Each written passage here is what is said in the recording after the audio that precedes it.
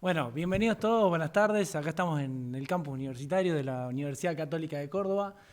En este primer Charlando en la UCC, hoy tenemos un tema muy importante que está en boca de todos últimamente, que son las apuestas online, y para eso tenemos a una gran invitada que es Griselda Cardoso, docente y psicóloga. Bienvenida, Griselda, y bueno, Pablo Orozco, que nos acompaña también. Bueno, Sí. Bueno, buenas primero, tardes. muchísimas gracias por venir. Un tema, creo yo, como decías, Lucho, que nos atraviesa además a nosotros como universidad, ¿no? Que es un tema que está sobre todo en boca de los jóvenes, de los adolescentes, ¿no? Por eso, primero queríamos arrancar preguntándote por tu mirada general. ¿Cómo ves esta situación de las apuestas online, de las plataformas en los jóvenes y en los adolescentes? Bueno, antes que nada, gracias por la invitación. Es un gusto para mí estar con ustedes como docente de la Católica y acompañarlos en este conversatorio o charla. Vos me preguntás cómo lo veo. Mira, antes de pandemia yo creo que no teníamos la mirada puesta como un problema, tanto en la población de adolescentes como de jóvenes, ¿no? Pero después de pandemia y durante de pandemia empezamos a ver, sobre todo los profesionales que trabajamos en el área de salud y salud mental, que las apuestas online empezaron a ser un problema para los chicos. Tal vez yo les diría a ustedes, lo primero que empezamos a escuchar fue en los jóvenes, es decir, más en la generación de ustedes, menos en los adolescentes, hasta que, fíjense ustedes que cuando volvimos, yo les diría a ustedes entre comillas, a la normalidad, empezamos a escuchar en los distintos colegios que los chicos hacían distintas apuestas, gastaban un dinero que los padres no sabían hacia dónde iba ese dinero.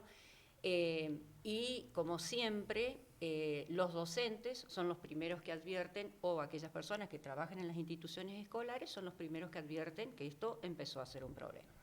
Así que digo, bueno, ahí fue, yo les diría a ustedes, como el empezar a hacer foco los distintos profesionales que estamos abocados al trabajo con adolescentes, tanto en instituciones escolares como en la clínica, a poder ver qué era lo que estaba pasando.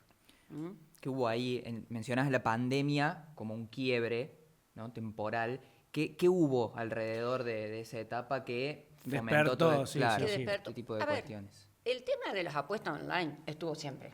Las apuestas en general. Apuestas estuvieron siempre. Lo que pasa es que siempre miramos a la población adulta, ¿no? Los casinos, pero después empezaron a haber casinos virtuales y los adultos empezaron a hacer uso de estos casinos. El tema fue que en pandemia, bueno, toda la virtualidad, el mundo virtual Potenció todo. Potenció. Lo bueno y lo malo. Lo bueno y lo malo, porque eso también está muy bueno lo que vos estás diciendo, porque tampoco hay que demonizar el uso de la tecnología, del juego. Había chicos, por ejemplo, que se pasaban horas y horas jugando en red con sus compañeros, pero tal como nosotros conocemos, por un tiempo de ocio, para hacer, digamos, una actividad lúdica con sus compañeros, lo cual está perfecto. Y ahí me parece que tenemos que empezar a hacer una gran diferencia. Claro, ¿no? También hubo gente que se recibió, que terminó una carrera, ustedes que dieron clases. Demonizar las redes no me parece que esté bueno, demonizar el mundo virtual tampoco me parece que esté bueno. Entonces yo creo que hay que hacer una gran diferencia y ver cuando me pasa a mí en la clínica que trabajando con los padres o muchas veces dando talleres en los colegios con los docentes, como tenemos que afinar el lápiz y empezar a decir, bueno, el lápiz, soy de otra generación. Afinar un poco toda esta cuestión de diagnóstico, de decir dónde está el problema. ¿Sabes por qué? Porque justamente hay una mirada muy diferente en relación al problema. Una cuestión es decir que un adolescente, y voy a ir ya a la población adolescente, pasa mucho tiempo jugando en red con sus compañeros a poder hablar de un problema en relación a la virtualidad y el juego, ¿no? Y ni qué decir si fueran apuestas. Entonces, de pronto los adultos empezamos a meter todo en la misma bolsa y no me parece que sea bueno. De ahí que se habla esto de no patologizar ciertas prácticas de los adolescentes. A ver, si yo tengo que empezar a hablar de la ludopatía, y ahí sí me voy a ir a hablar de la ludopatía, la ludopatía es un problema de adicción al juego. Eso existió siempre, ¿sí? Como vos dijiste muy bien, no virtual, después empezó a ser virtual. Pero la ludopatía uno hace años que lo viene trabajando, obviamente en poblaciones mucho más adultas, no tanto en adolescentes. Claro. Lo que pasa es que cuando hacemos foco en los adolescentes, ahí empezamos a ver que tal vez un problema que no es grave empieza a ubicarse dentro de un problema que es grave. Por eso yo digo, en los diagnósticos uno tiene que ver en qué lugar lo ubica. Pero sí es cierto que empezó a ser una dificultad a nivel general y hemos empezado a escuchar, a ver y a prestar mayor atención también cuando aparecen las billeteras virtuales, porque ese es otro tema. La facilidad, la rapidez de mover el dinero y ponerlo en lugares como estos, Tal ¿no? cual. Donde entonces, por eso les digo que, claro, entonces digo, bueno, el contexto va mutando, lo social va mutando, entonces en ese contexto sociocultural uno tiene que hacer una lectura que nos permita ver cómo focalizar el problema. Bien, pero está bueno esto también de separar o de mencionar que no es solamente las apuestas en los jóvenes, sino que es algo que siempre existió, que los adultos también lo hacen, no es una sorpresa. Tal cual. Tal vez otra de las cosas, bueno, yo trabajo mucho con adolescentes, por lo tanto a veces me implica meterme en el mundo de conocer las prácticas de los chicos, las actividades. Otra de las cuestiones que nosotros estamos como muy preocupados en este momento es en el juego, las apuestas en el juego. Es decir, en los deportes. En los deportes, sí. en los deportes. Bueno. Sí, hoy en día se apuesta por absolutamente todo. Todo. Pero, a ver cuántos corner sí, va a tener Aldo Civi.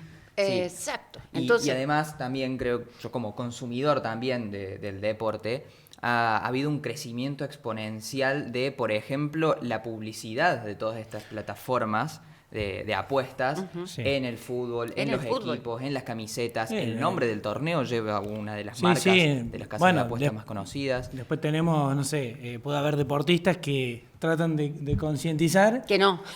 Y después son la cara de una publicidad de apuestas. Sí. Entonces, Y también tal cual. hay un detalle ahí, que es que siempre en las publicidades hacen la aclaración de que si sos menor no podés apostar, ¿no? Pero quizás no se termina de tomar dimensión de que no son solamente los menores los que están en riesgo con este tipo de cuestiones.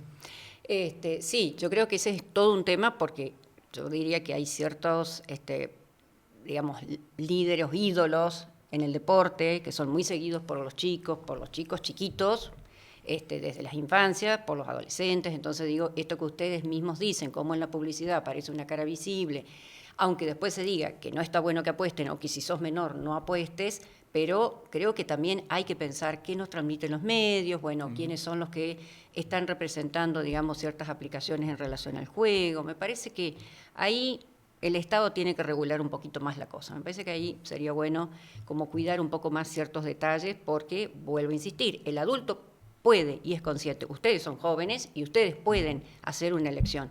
A veces un adolescente en el comienzo de la adolescencia o en las infancias mismas no están preparadas. Entonces digo, bueno, es importante tener en cuenta de que pensar cómo uno va a hacer prevención y poner el foco, habría que ver hacia dónde va esa prevención. Si estamos orientándola a adolescentes, si estamos, digamos, orientándola a los niños, a los jóvenes, a los adultos. Entonces digo, me parece que ese es un tema que hay que discutirlo y me parece que eso está bueno trabajarlo en las escuelas, por ejemplo, en las instituciones escolares.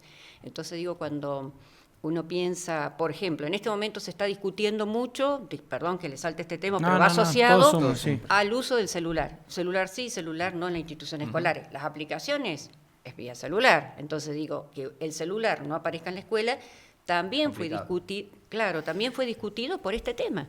Porque los docentes decían... es un recurso y hasta dónde... Exacto, los docentes decían, bueno, ¿cómo podemos hacer prevención? Con lo cual tampoco estaría bueno decir, bueno, por esto el celular no se puede utilizar en la escuela, porque puede ser una herramienta de trabajo... y te limita para algo sumamente valioso. Sí, y te está limitando como herramienta de trabajo, herramienta pedagógica. No, y la verdad que en el momento en el que estamos sería loco descartar la herramienta, sabiendo la utilidad que tiene. Utilidad. Sí. Cuando hacemos foco en adolescentes, ¿crees que las familias, esto que decíamos, las instituciones educativas, los colegios, tienen o deberían tener un rol importante en el acompañamiento de los adolescentes? Mira, siempre en la adolescencia, sobre todo porque es una etapa de mayor vulnerabilidad, es una etapa en donde muchas veces, bueno, por la propia adolescencia empiezan a tomar distancia del mundo de los adultos, necesitan tener sus espacios de privacidad. Entonces siempre la adolescencia ha sido una etapa que ha requerido de mayor presencia de los adultos, ya sea de la institución escolar, ya sea de los padres o quienes estén cumpliendo con esta función. Hay un problema en este momento que yo digo, bueno, uno lo ve mucho en la clínica, hay como mucha soledad por parte de los adolescentes. Los adolescentes se están manejando en un mundo de una brecha generacional que es muy amplia, entonces los adultos mismos quedamos por fuera. Es como que no entienden el lenguaje, el como código. que no entendemos ese lenguaje, No entendemos, ese perdón. código. Entonces digo, los adolescentes quedan ahí como a veces hasta solos y entran en este tipo de, digamos, de mundo virtual, muchas veces desconociendo los riesgos. Recién hablábamos de las apuestas online, yo le diría el sexting, el grooming, el Claro. ciberbullying, es decir, son tantas las temáticas que este mundo virtual abrió en positivo, como decíamos recién, Sí, sí. en positivo, y también acercando a riesgo a los chicos, que implica que los adultos estén un poco más cerca de los chicos, acompañando, tal vez no prohibiendo, porque la prohibición, la verdad, no lleva a buen puerto. No. No prohibiendo, sino tratando de entender este mundo, tratando de estar más cerca de los chicos, tratando de abrir el diálogo, al menos para poder entender. Sí, un mundo que además a muchos adultos quizás les queda muy lejos y que tienen que arrancar por, bueno, informarse, aprender de qué se trata todo esto. Y en tu experiencia, cuando se le habla a un chico, a un joven de estos temas, con el fin de concientizar o de ayudar, Sí. prevenir o ayudar, incluso si apostó o no, ¿cómo los ves a ellos? ¿Cómo toman cuando un adulto o algún especialista les habla del tema? Bien. ¿Sabes por qué te digo bien? Porque muchas veces los chicos llegan solo a la consulta porque son conscientes que tienen un problema, Sean conscientes que tienen. con mucha conciencia. Y además de tener conciencia del problema, se dan cuenta que no pueden frenar, como es la adicción. Claro. Es decir, no se pueden frenar, no pueden, digamos, dejar de apostar. Entonces, y es una cadena, es una rueda, yo digo, es una rueda que gira y no para. Entonces digo, cuando el problema está instalado, lamentablemente, ¿no? Sí. El problema está instalado, llegan a la consulta con la conciencia que necesitan afrontar el problema y bueno, uno va dándoles distintas alternativas. Sí es importante que uno acompañe a los chicos, pero que también la familia acompañe a los chicos ya en ese proceso. Previamente, que sería lo ideal, prevenir, hacer promoción en salud, previamente estaría bueno trabajar con los chicos en las escuelas, concientizándolos del problema, como lo hemos hecho con todas las problemáticas Claro. y lo estamos haciendo Sí. con todas las problemáticas que tenemos que abordar con los chicos. Entonces, trabajar esta temática en talleres con los chicos de concientización con respecto al pensamiento crítico, a la toma de decisiones, a poner límites, ¿no? Es decir, esto me parece que es muy importante. Y los padres y los docentes pueden acompañarlos en este sentido, porque en ese sentido sí estamos preparados los adultos. El adulto tiene experiencia, puede no conocer el mundo virtual, pero tiene mucha... Yo siempre le digo a los padres, nunca se pongan desde el lugar del que no saben qué hacer. Tienen experiencia de vida, han afrontado Otro tipo de errores, otro tipo de problemas, situaciones, sí. otro tipo de problemas que uno, por esa experiencia de vida, puede acompañar a los hijos. Hace poco ustedes estarán al tanto de esta serie Adolescencia que surgió, digamos, Sí, que tuvo mucho impacto. mucho impacto. Bueno, ahí se trabajó el mundo de las redes, se trabajó toda la virtualidad, se trabajó la soledad de los chicos, el rol de los adultos, el rol de la institución escolar. Entonces digo, a veces ese tipo de disparadores, ¿no?, que nosotros vemos en el cine, en Hay todo que lo usarlo a favor. hay que usarlo a favor y hay que trabajar con los adultos. Entonces yo creo que si uno acompaña también a los padres en hacer prevención, se puede. Bien, perfecto. Hablando un poco de redes sociales, ¿no?, que ya venimos mencionando bastante. Y vos, Pablo, bien decías que en la pandemia hubo como un quiebre. quiebre. Ahí, el peligro, ¿vos dónde lo sentís? En cuanto a puntualmente al teléfono, ¿no? Que el chico agarra el teléfono. ¿Vos dónde crees que está el peligro? Bueno, un poco lo que decíamos, en la soledad de los chicos. En la soledad. Ese es el momento por ahí. Y hay muchos chicos, a ver, no todos. Uno piensa en la vulnerabilidad estamos hablando de la adolescencia. Uno piensa, hay una edad quizás a ver, más afectada. la adolescencia es una etapa de vulnerabilidad por sí misma, lo que no significa que sea solamente, tiene un montón de potencialidades en la adolescencia. Tenemos adolescentes con un montón de potencialidades y la adolescencia es una etapa que ofrece un montón de potencialidades, pero cuando un adolescente está solo, siente su autoestima baja, siente que no puede afrontar dificultades, se mete en el mundo virtual, se aísla, y ahí me parece que está un poquito el problema, porque que pueda navegar por la virtualidad, para mí es un potencial. Hay chicos que utilizan el mundo virtual y son súper creativos, se desarrollan en ese mundo virtual, generan un nicho de socialización, las redes, que es muy importante. Pero cuando un adolescente está solo y muchas veces no puede compartir o con pares o con adultos ciertas situaciones en donde se expone a riesgo, y ahí yo veo la situación más compleja. Sí, a esto sumale que por ahí ve algún ejemplo de un ídolo, un deportista, un streamer, un creador de contenido que fomenta. Eso es sí, un combo. es un combo importante. Importante. Por eso digo que si los adultos sabemos hablar con los chicos van contando, te cuentan, porque los chicos hablan, a veces se dice los chicos no hablan, sí, los chicos hablan, cuentan, se explayan, entonces es muy importante escucharlos. Es generar ese vínculo de confianza, escucharlos, ayudarlos a que puedan prever ciertos riesgos, anticiparse a los riesgos, pero en general yo te diría eso, y me apuro a decirte la potencialidad, porque 2 o 3 veces dije la vulnerabilidad de la etapa, pero también es una etapa que tiene mucha potencialidad. Entonces, creo que si hay un grupo de pares que acompaña, está bueno. A veces en los deportes uno lo ve, en los distintos, en los clubes, que hay buenos grupos de pares que pueden acompañar esa socialización y no necesitan ingresar en otro mundo y exponerse a situaciones de riesgo. Eso quizás enfocado en lo que es la etapa de la adolescencia, que es una etapa particularmente marcada por esta temática, pero ¿qué pasa con la juventud que ya no está en una etapa de adolescencia, sino que bueno, ya tiene una autonomía, una capacidad de poder decidir qué hacer, qué no hacer, pero que también en esta etapa, al menos como una visión particular, está como, bueno, muy, muy afectada por esta temática y hay mucha gente que quizás entra y le cuesta salir. Bueno, eso, a ver, no hay una receta, no hay una generalidad. Yo te diría el 1 a 1. Claro, es caso por caso. Claro, ¿por qué? Porque hay muchos jóvenes, allá vamos a la juventud, como vos decís, hay muchos jóvenes que conocen el mundo de las apuestas, conocen el mundo de los riesgos en la virtualidad y no acceden. ¿Me entendés? Buscan alternativas que les ofrece el contexto, hacer un deporte, tener otro tipo de actividades lúdicas, recreativas, de ocio, etcétera.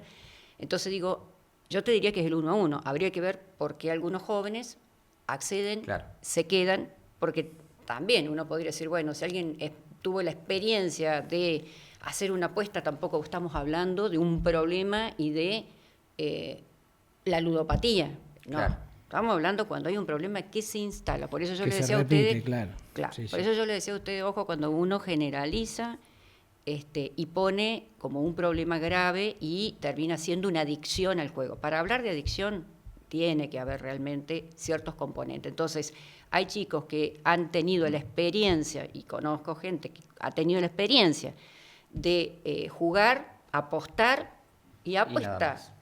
Estaba por decir una frase de un cantante. ¿No? Entonces digo, la podemos decir en la frase igual. No tiene problema, no tiene problemas. Claro. Es como el consumo de sustancias. Si vos consumís una vez, no sos un adicto. Claro. Ahora, si esa se repite consume, cada vez que vos estás, y vos vivís por la sustancia misma, y estamos frente a un problema. Claro. Entonces me parece que es importante que uno pueda hacer esa diferencia. Tengo una pregunta, Griselda. ¿Qué crees vos que llama la atención en las apuestas? ¿Qué es lo que se busca ahí? Qué buena pregunta. ¿Qué es lo que se busca, no sé, saciar, experimentar? Qué buena pregunta. Estamos en un mundo, como decía Don Bauman, sociólogo, y Hans, Byung-Chul Han, cuando habla del mundo, de toda esta virtualidad, de neoliberalismo. Estamos en un mundo de consumo. El consumo es terrible. Y ustedes, los jóvenes, están en un mundo de consumo permanente. Y fogueados por todo lo que ven en las redes y todo lo que te venden. Después estamos en una cultura que es sumamente exitista.